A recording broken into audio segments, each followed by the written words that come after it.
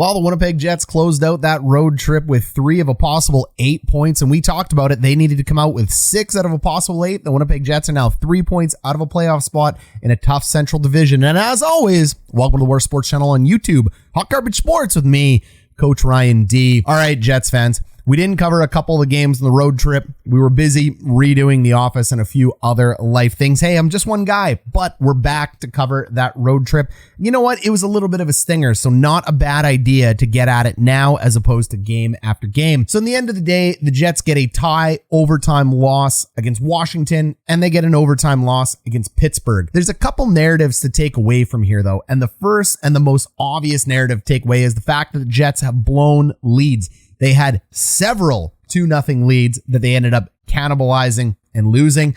They had a 2-1 lead over Boston. They ended up losing that one as well. Nashville was a whole different animal. The Jets outplayed Nashville like crazy up and down the ice, but they get goalied again, and we're going to talk about that term. They get goalied again against UC Saros. They get goalied again against Tristan Jarry. They get goalied again against Vitek Vanacek. And they got goalied again by Boston.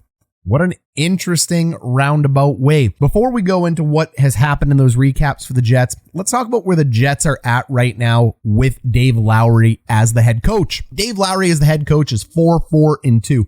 Comparing that to Paul Maurice, who was a 13-10-5. It's a pretty small sample size, but you'd say the needle really hasn't moved there. We're going to tell you why in just a minute.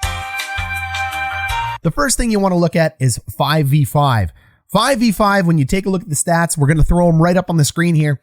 Paul Maurice has done a better job than Dave Lowry at the 5v5 stats, but hold on. That doesn't tell the entire story. We look at the 5v5 save percentage, and again, a little bit better under Paul Maurice. Still not done yet. The final category to look at is special teams, 5-on-4 and 4-on-5, and it has been a miraculous increase from Dave Lowry. So what is this saying?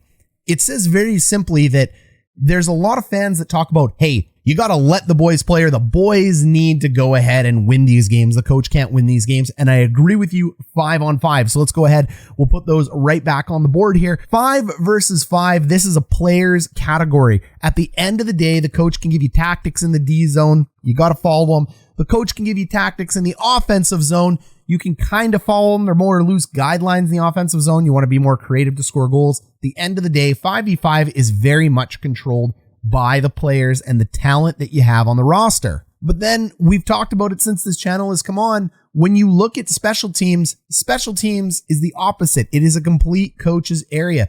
They are so tactical. They are so strategic in the way they're drawn up, the personnel that are used, how you attack the net on a power play, and how you defend the net on a penalty kill. They are complete coaches' areas, and you can see under Dave Lowry, the coaching area, he has excelled greatly for the Winnipeg Jets. Unfortunately, it hasn't translated to points. So really, we're talking about two things here. The players are not doing what needs to be done, 5v5, and the coach is doing exactly what needs to be done in the areas that he can control. That is what I see the difference between Dave Lowry and Paul Maurice. Now, does that mean Dave Lowry is going to be the head coach of all time for the Jets? Maybe, maybe not. The jury is still out on that. You let me know what you think down below in the comments. Hey, and while you're there, hit the subscribe button, smash the notification bell, please. Join us on our way to 4,000 Jets and NHL fans. We cover the best in hockey. This is one of the coolest YouTube channels there is out there for the NHL, and it's all thanks to you. So back to the Winnipeg Jets and the areas that they play, as well as this road trip. We've seen the comparison. Now you've heard me talk about 5-on-5 as a player's area. We've talked about the power play and the penalty kill. And then we talk about getting goalied. Saros, Jarry, Vitek Vanacek. At the end of the day, the Jets players have had some exceptional shots against goaltenders. Just amazing opportunities across the Royal Road, 2-on-1s, 3-on-2s, and they just keep getting shut out by just ridiculous saves. Absolutely ridiculous saves that shouldn't be made. The truth be told, Jets fans, if you go in and look at the advanced analytics, and I'm not going to bore you by throwing a million of them up on the screen, you're just going to have to trust me. If not, go to naturalhattrick.com, dig into it all you want, you little nerds. The advanced analytics have stated that these 4 road trips, exactly what should have happened. When you look at the advanced stats, the better team won in the advanced categories. You want to know more, naturalhattrick.com. Go ahead, take a look at it. But if stats told the whole game of hockey, we wouldn't play the game.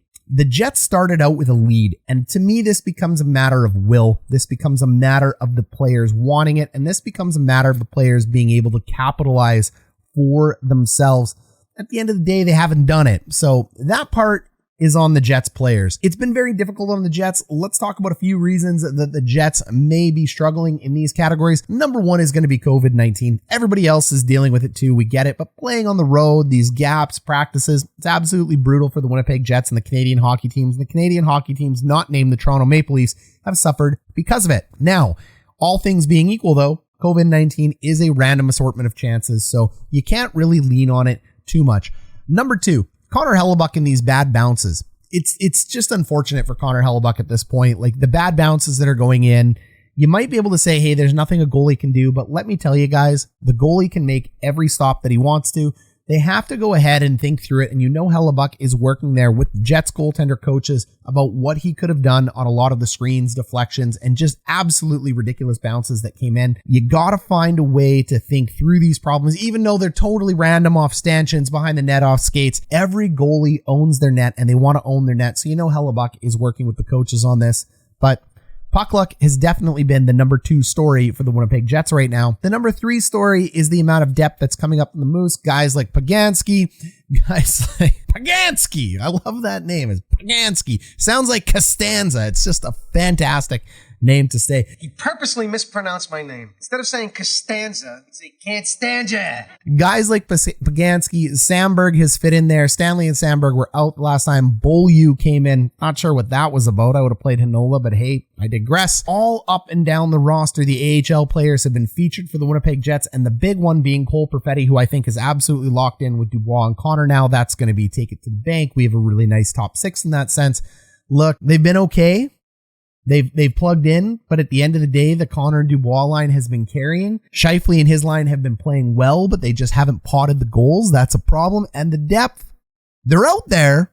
They're out there, Jets fans. I'm not saying they're bad players. I'm just saying they really haven't contributed the way you need them to contribute in order to win these games. You can't rely on just Kyle freaking Connor to go ahead and score every goal. The fourth big thing for the Jets is going to be Mark Schiefele. Look, Schiefele is very polarizing now. He was really well loved. He played a lot of things, but like you, I see the same things. He's not the guy that worked under Gary Roberts. Something's changed in Scheifele's game. He's still offensively gifted, but his two-way presence has really fallen off quite a bit. And the other difficult piece for Mark Schiefele is that he's not producing right now. So if he's not producing, things aren't going that well. And although Andrew Copp looks absolutely fantastic, at the end of the day, Copp is playing at an incredibly high level with his buddy Mark Schiefele, but he's just not banging him in. And that's a problem.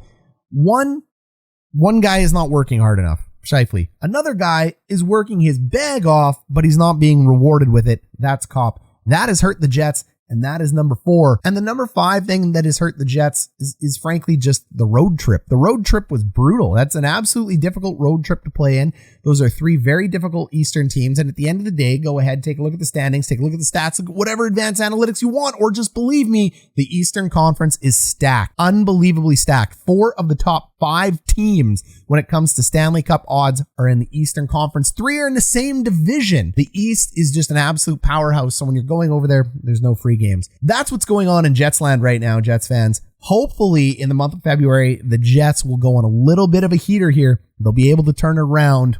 You let me know what you think down below in the comments, Jets fans. Let me know what you think about the new lighting and the new background here, folks. And if you want, send some comments. Maybe I'll do an office tour for you here and load the video up on Hawk Garbage Sports. We'll catch you in the next one.